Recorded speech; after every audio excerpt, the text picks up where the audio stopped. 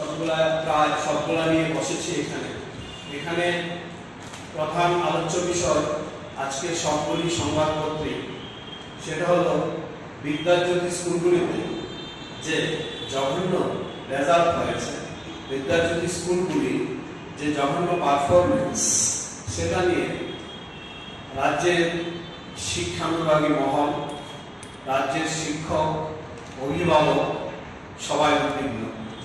এবং তার সাথে আমরা প্রদেশ কংগ্রেস আমরাও উদ্বিগ্ন। আজকের এই সাংবাদিক সম্মেলন মোটেও কোনো রাজনৈতিক কোনো উদ্দেশ্য প্রণোদিত সম্মেলন নয়, কোনো রাজনৈতিক উদ্দেশ্যে আপনাদের ডাকা হয়নি। শিক্ষা একটা সার্বিক বিষয়। আমাদের ছেলেমেয়েরা যারা আজকে শিক্ষার্থী, তারাই আমাদের রাজ্যের ভবিষ্যৎ প্রজন্ম।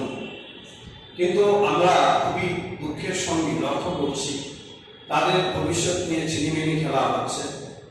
বিদ্যাজ্যোতি স্কুল নিয়ে আমরা এর আগেও বেশ কয়েকবার সরকারকে বলেছিলাম যে স্কুলগুলি ঠিকঠাকভাবে চলছে না, কিন্তু সরকার হয়তো আমাদের এই আবেদনগুলিকে রাজনৈতিক দৃষ্টিকোণ থেকে দেখেছে এবং তারই ফলাফল এই বিদ্যাজ্যোতি স্কুলগুলি জঘন্য পারফরমেন্স।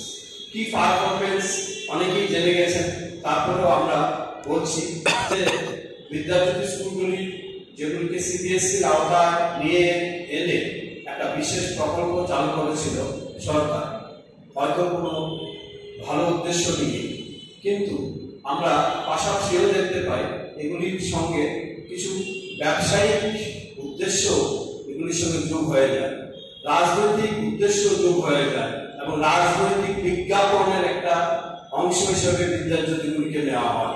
সবকিছুই করা হয়, আসল যে কাজটি করা সেটা হলো সেই শিক্ষার্থীগুলিকে পড়াশোনা করানো এবং তাদের জীবন গড়ে দেওয়া, সেই কাজটাই করা হয়। করা যে হয়নি তার প্রধান যে প্রমাণ সেটা আমরা গতকালকে পেয়েছি।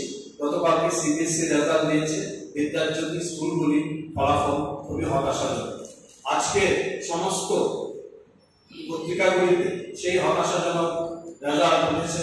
আমরা দেখেছি 100 জনের মধ্যে 40 জন ছাত্রছাত্রী গড়ে ফেল করেছে, যেখানে বিদ্যাজ্যোতি স্কুলগুলিকে এই প্রকল্পের আওতাধীন করা হয়েছিল।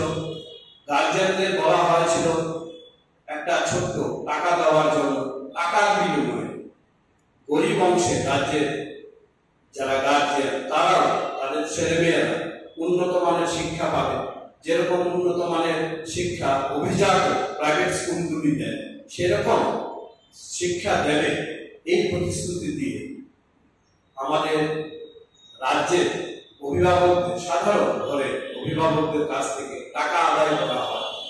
এবং এই টাকা আদায় করাটা যে রাইট টু এডুকেশনের এগেইনস্টে যাওয়া, সেটা আপনারা সবাই জানেন। কারণ রাইট টু এডুকেশন বিল যেটা পাস হয়েছিল 2009, সেখানে স্পষ্টই বলা হয়েছিল 1 থেকে 14 বছর বয়স্ক ছেলেমেয়েরা ফ্রি এডুকেশন পাবে। কিন্তু সেই সংবিধানের সেই আইনকে বৃদ্ধাঙ্গুল দেখিয়ে গার্জিয়ানদের কাছ থেকে চাঁদা তুলে এই প্রকল্প চালু করে এবং গার্জিয়ানরা মেনে নেয়, ভাবে প্রাইভেট স্কুলে পড়াতে অনেক টাকা লাগবে, না হয় কিছু টাকা দিলাম আমরা উন্নত মানের শিক্ষা পাবো। কি সেই উন্নত মানের শিক্ষা? বলা হয় সিবিএসসি চালু করা হবে এবং এনসিইআরটি প্রবর্তিত যে গাইডলাইন্স গুলো, যেখানে এক্সট্রা কারিকুলার অ্যাক্টিভিটিজ এর উপর জোর দেওয়া হয়, যেখানে 30:1 বা 25:1 অনুপাতে ছাত্র শিক্ষক প্রতিটি ক্লাসরুমে থাকে, যেখানে পর্যাপ্ত শিক্ষক থাকে, এরকম সিস্টেমে সিবিএসসির আওতায় ইংরেজি মাধ্যমে পড়ানো হবে এবং সাধারণ